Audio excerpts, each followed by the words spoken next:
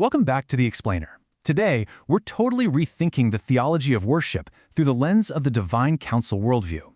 We're moving way past those modern, purely interior definitions of worship and unpacking what it really is, a dynamic, eschatological battle of allegiance in a fiercely contested cosmos. Let's get right into it. So think about this. What if everything we've thought about worship is just too small? I mean, for so long, our Western discourse has kind of reduced this massive, incredible concept down to a genre of music or maybe just a quiet interior disposition. But what the biblical text actually provides is this massive framework of cosmic geography and unseen conflict. And you can see the stark contrast here. The modern view often shrinks worship down to safety, right? Just an interior feeling or singing a few songs on a Sunday. But the biblical text, it frames worship as a bold declaration of cosmic allegiance. It's literal territorial warfare. It's the posture by which finite beings orient themselves toward the infinite. It is absolutely not just about singing. It's about declaring exactly who holds your loyalty in a universe that is literally at war. Okay, moving to section 1, the real divine council. Let's look at ontological uniqueness. Now, what's fascinating here is that the ancient text doesn't pretend Yahweh is the only spiritual being out there. The other Elohim, or gods, are real, created, spiritual entities who wield genuine authority in the unseen realm. But, and this is a massive but, the ontological difference is staggering. Yahweh is the uncreated creator. He literally has no beginning. Israel didn't worship Yahweh just because they thought there was nothing else out there. They worshiped him because of what he is. To worship a created being, no matter how incredibly powerful it might be, is just a massive categorical mistake. So when Psalm 86 asks, "Who among the gods is like you, O Yahweh?" well, that's not just rhetorical hyperbole or poetic fluff. It is a genuine theological comparison performed right in front of a real divine audience. Think about the immense courage it took to stand up in that ancient world, a world heavily populated by real, powerful spiritual beings, and flat out declare that the God who made everything is categorically superior to everything he made. No contest. And this brings us to the first commandment. When God says, "You shall have no other gods before me," the Hebrew literally translates to "before my face." So it's actually a spatial and relational prohibition. It's demanding absolute, exclusive relational allegiance to the uncreated creator. God is essentially saying, look, do not bring these other created divine beings into the exclusive covenantal space that belongs entirely to me. All right, section 2, idolatry as cosmic treason. Let's redefine what this really means. Take a look at Deuteronomy 32.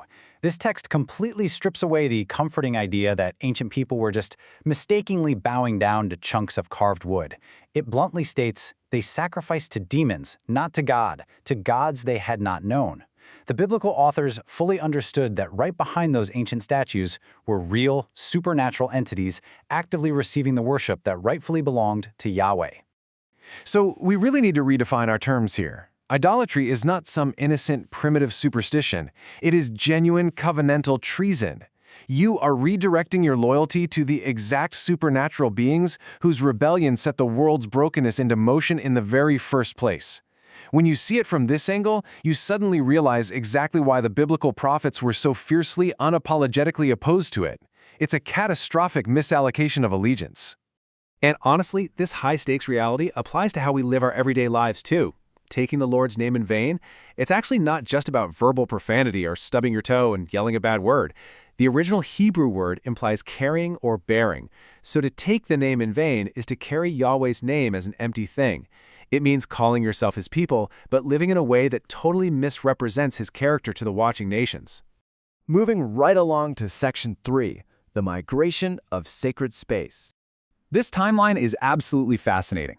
We see how sacred space expanded from a heavily guarded garden to literally every spirit-indwelt believer on earth.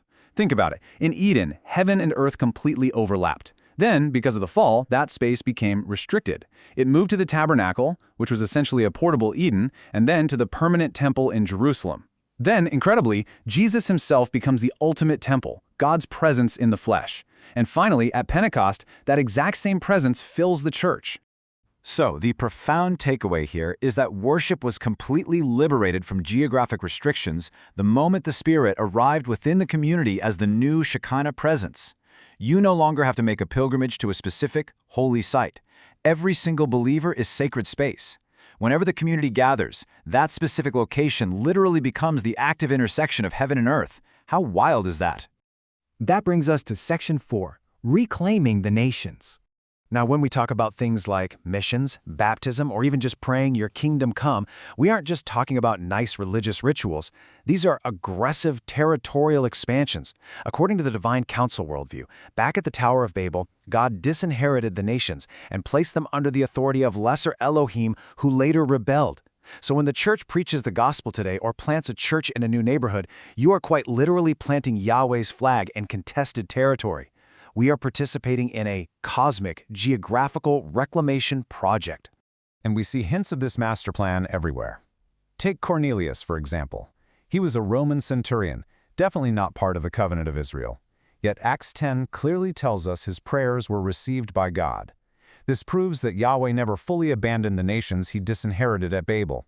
He was always working behind the scenes, drawing sincere human longing toward the ultimate truth found in Jesus. Reclaiming the disinherited nations was the plan all along. Okay, final section, Section 5, the ultimate heavenly worship. This is where it all comes together. When we gather to worship, we aren't just putting on a local community program. We are genuinely participating in the unceasing heavenly liturgy. Our earthly worship, the songs, the scripture readings, taking communion, it's a real-time proleptic participation in what is happening right this very second in Revelation chapters 4 and 5. The earthly church and the heavenly council are singing the exact same song of victory. Ultimately, the grand goal of redemption is all about restoring a two-tiered family, a heavenly assembly of spiritual beings governing the unseen realm, and a human community of image-bearers governing the visible realm. Both of these tiers fell into rebellion. But the thrilling, absolute climax of the biblical story is that redeemed humanity will ultimately take their rightful seats in the glorified, restored council. You are literally meant to govern as a renewed image-bearer, stepping in to replace the rebellious Elohim. So I'm going to leave you with a rather provocative thought to ponder long after this explainer wraps up. Will you view your everyday life and your worship as a cosmic eschatological vocation? Because worship isn't some passive event. It is your total orientation of allegiance in a fiercely contested universe. It's how we bear God's name, it's how we expand His sacred space, and it's how we anticipate the day when the entire earth is fully reclaimed. The real question is, are you ready to take your place in the cosmic conflict?